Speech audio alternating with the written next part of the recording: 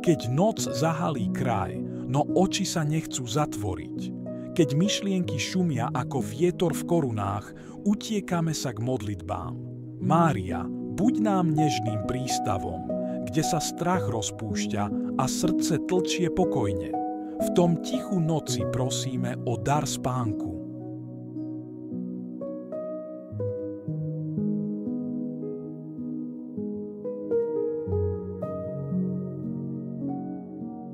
Mária, Matka milosrdenstva, prichádza noc a svet utícha. Neopúšťaj ma v tomto čase odpočinku. Polož prosím svoju materinskú ruku na moje oči. Nech sa zatvoria voči veciam tohto sveta a otvoria pre pokoj, ktorý dáva tvoj syn.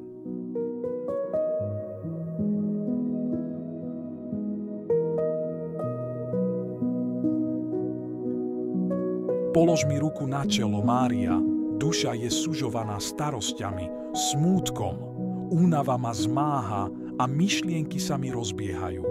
Zastav to, prosím. Môj odpočinok bude sladký, ak ho požehnáš.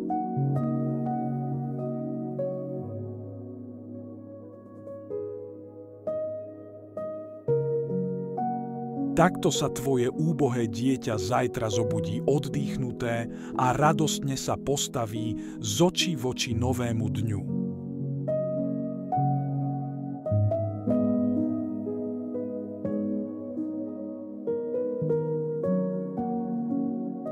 Polož mi ruku na srdce, Mária, nech je vždy bdelé a stále hovorí Bohu, že k nemu má večnú lásku. Amen.